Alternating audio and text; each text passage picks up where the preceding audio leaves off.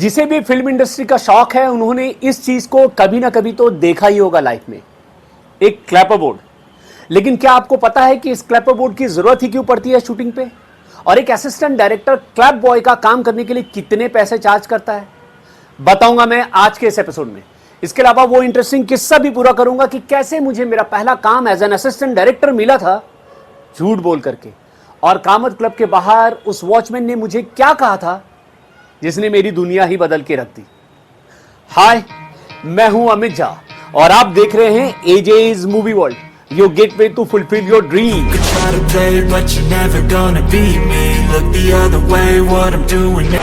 Clapper board की जरूरत के बारे में जानने से पहले देखते हैं कि आखिरकार इस क्लैपर बोर्ड पे क्या क्या लिखा है और आगे इन ब्लैंक जगह पे क्या क्या भरना है। तो जैसे आप देख सकते हैं यहाँ पे प्रोडक्शन लिखा है, यानी प्रोडक्शन मतलब शो का नाम, बिसाइड प्रोडक्शन हाउस का भी नाम लिखा जाता है यहाँ पर।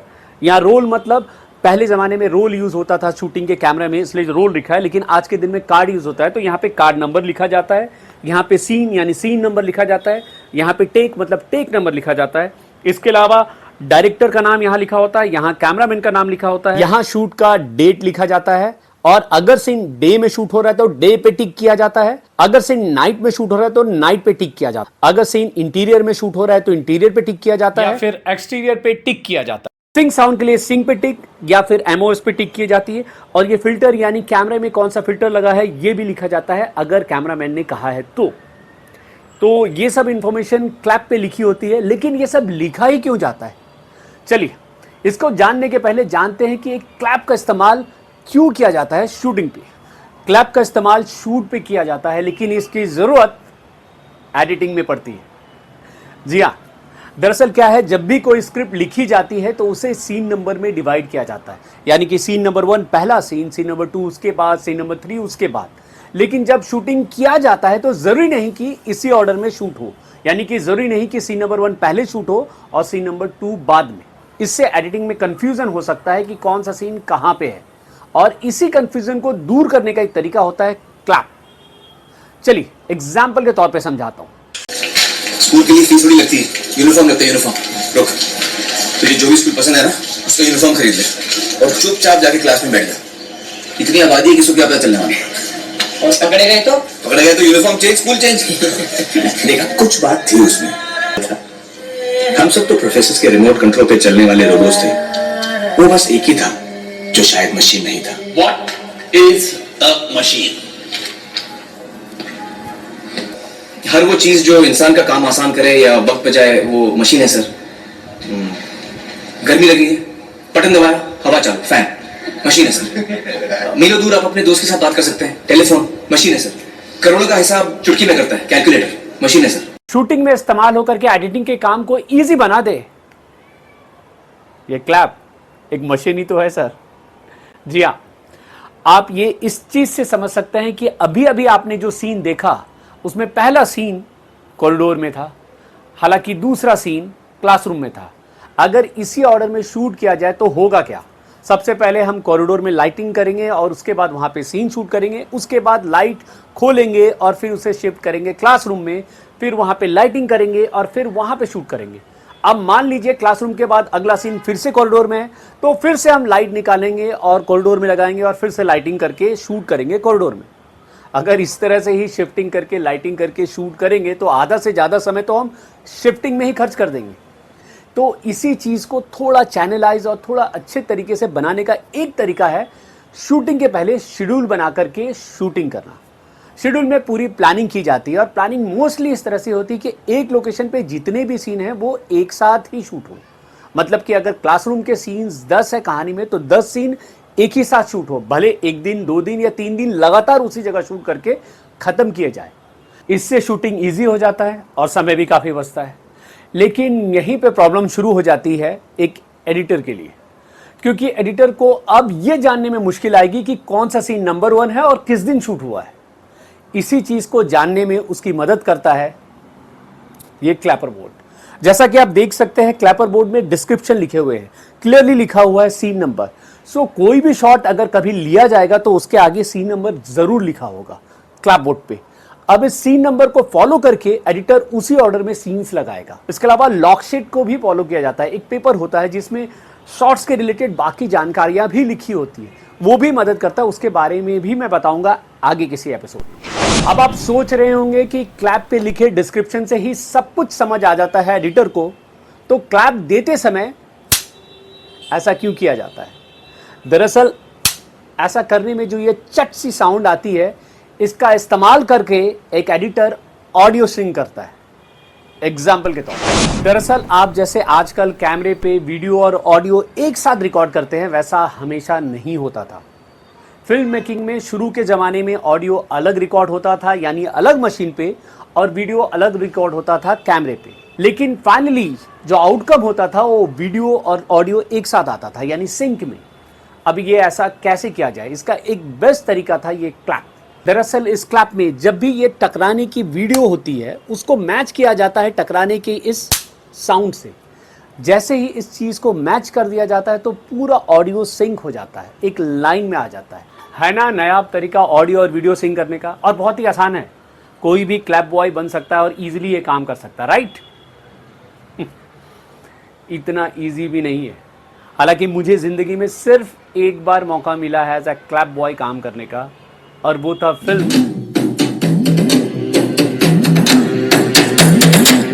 मंगल मंगल मंगल मंगल मंगल मंगल हो, मंगल मंगल मंगल मंगल मंगल मंगल हो। और मुझे याद है मैंने एक बार ऐसा क्लैप दिया था कि शूटिंग लगभग 2 घंटे के लिए रोकनी पड़ी थी।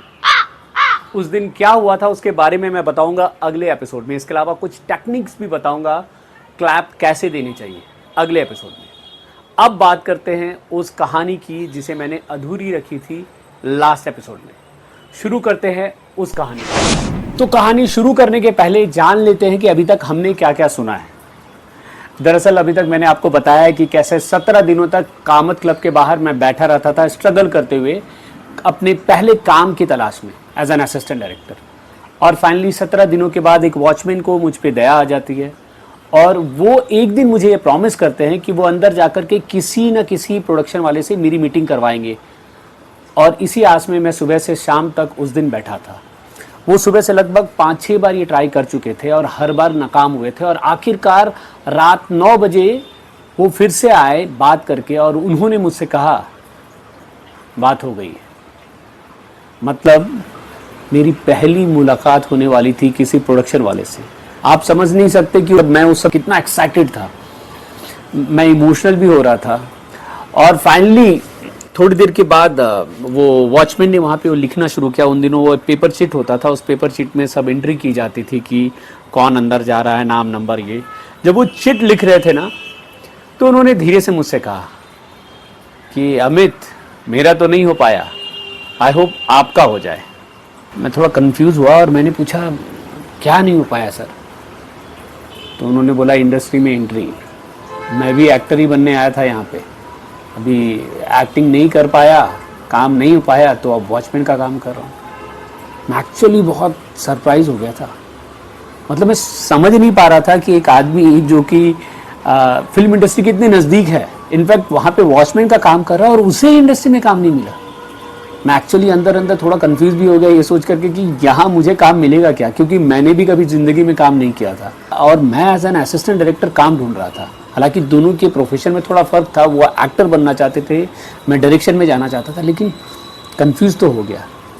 और फिर अंदर बहुत सारे सवाल आ रहे थे, और फाइनली मैंने धीरे से उनसे पूछा, सर आप क्यों नहीं कर पाए काम? आप तो बालाजी के इतने नज़दीक काम करते, बालाजी के वॉचमैन हैं।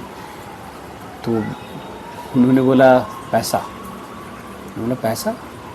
बोले हाँ, पैसे की ज़रूरत थी। अब स्ट्रगल करने में कोई पैसे तो मिलते नहीं हैं, घर भी चलाना था, खाना भी खर्चा, ये सब चीज़ें मैनेज करनी थी, तो पैसे की ज़रूरत थी, इसके चलते वॉचमैन का काम कर लिया। और आपको पता है उन्होंने जो ये बात बोली, ये बात मेरे दिमाग में आज तक बैठी हुई है। यहाँ से बहुत बड़ी लर्निंग मैंने ली। मुझे समझ में आया कि पैसा कितना इम्पॉर्टेंट है, कि अगर आप पैसे के बारे में सोचेंगे तो आप अपने सपनों के पास होकर के भी उससे दूर चले जाएंगे, जैसा वॉचमैन के साथ हुआ। उन्होंने पैसे के बारे में सोचा, हालांकि वो उनकी ज़रूरत थी, लेकिन उन्होंने उसके बारे में थोड़ा ज़्यादा सोचा अपने सपनों से, तो अपने सपने से दूर चले गए। और तभी मैंने ये चीज़ डिसाइड किया कि मैं कभी भी ज़िंदगी में पैसे के बारे में नहीं सोचूंगा, मैं सपनों के बारे में सोचूंगा। सच बोल रहा हूँ, वो थॉट मेरा आज तक है। जो भी मुझे जानते हैं, मुझे वो समझते हैं, वो जानते हैं कि मेरे लिए ज़िंदगी में सपने बड़े हैं, पैसे तो आ ही जाएंगे। ये थॉट के साथ मैंने उस दिन अपने आप को रेडी किया, अपने पहले मीटिंग के लिए प्रोडक्शन के साथ। और फाइनली अंदर गया। जब अंदर गया तो आप समझ नहीं सकते कि कितना खुश था। ये मुश्किल से 2 मीटर दूर पे शूटिंग चल रहा है, सब लोग शूटिंग कर रहे हैं, ये सब नज़दीक से देखते हुए मैं अंदर से कितना एक्साइटेड था, बोल नहीं सकता था, लेकिन एक्सप्रेस नहीं कर सकता था कि मैं उनको बताना नहीं चाहता था कि मैं अनाड़ी सा हूँ। तो मैं बड़ा संभलता अंदर एक्साइटमेंट को दबाता हुआ टेरिस पे गया, जहाँ पे वॉचमैन ने मुझे बताया था कि मेरी मुलाकात होगी किसी प्रोडक्शन हिट से। टेरिस पे गया तो वहाँ भी शूटिंग की तैयारी चल रही थी और दूर चेयर पे एक मोटा सा आदमी बैठा हुआ था। उनका नाम था परवेज़। तो परवेज़ साहब से मैं मिलने गया। मैंने बोला हाय सर। उन्होंने मुझे देख के बोला हाँ आप।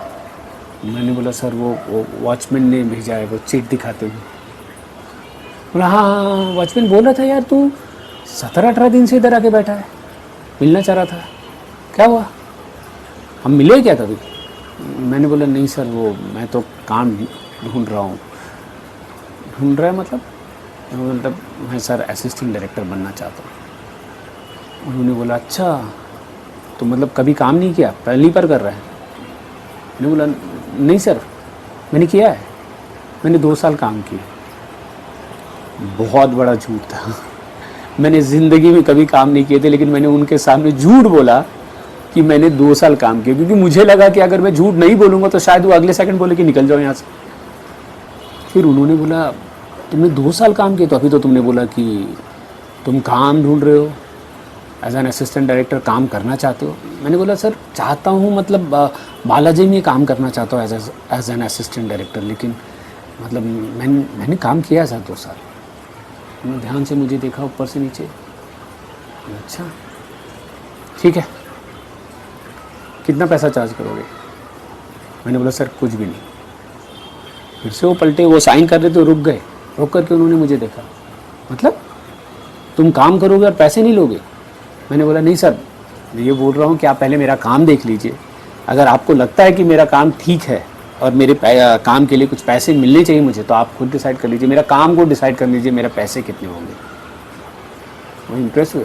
फिर उन्होंने बोला कि गुड, एक काम करो, कल जाकर के तुम बालाजी जो ऑफिस है, जो अंधेरी में था उन दिनों, आज भी है, बालाजी ऑफिस में जाकर के एक लड़की है, उसको जाकर के मिल लो। उन्होंने एक लड़की का नाम दिया और नंबर दिया कि जाकर के उनसे मिल लो। इसके अलावा परवेज़ साहब ने एक और चीज़ बोला था कि वहाँ जाते समय अपना रिज्यूमे लेके जाना है, यानी सीवी, तो वो भी लेके जाना था। इसकी भी अंदर दिमाग के अंदर बड़ा कन्फ्यूज़न चल रहा था कि यार सीवी कैसे लेके जाऊँ, झूठ तो बोल दिया 2 साल से काम किया, अब सीवी कैसे ले जाऊँ।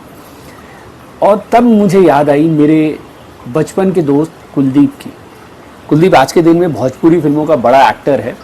उन दिनों उसका स्ट्रगल पीरियड चल रहा था, तो कुलदीप मेरे को जहन में याद है। मैंने फट से कुलदीप को कॉल किया और मैंने उसको बताया कि यार ऐसा ऐसा है, मैं बालाजी में काम करना चाहता हूँ। तो कुलदीप ने बोला तुम मिल, मैं तेरी मदद करता हूँ। उसके बाद मैं कुलदीप से मिला और कुलदीप ने मुझे कुछ ऐसी चीज़ें बताई जिसने मेरी ज़िंदगी ही बदल दी। नहीं, ऐसा नहीं हुआ। दरअसल उसने मुझे कुछ ऐसी चीज़ें बताई जिसने बहुत बड़ा पार्ट प्ले किया मेरे करियर को एस्टैब्लिश करने में। उन सब चीज़ों के बारे में मैं बताऊंगा अगले एपिसोड में। अगर आपको मेरे ये वीडियोस पसंद आ रहे हैं तो प्लीज़ लाइक का बटन दबाइए, सब्सक्राइब कीजिए चैनल को और शेयर कीजिए ज़्यादा से ज़्यादा लोगों तक, ताकि पर्दे से उनकी दूरी कम हो सके। तब तक keep trying hard until you succeed.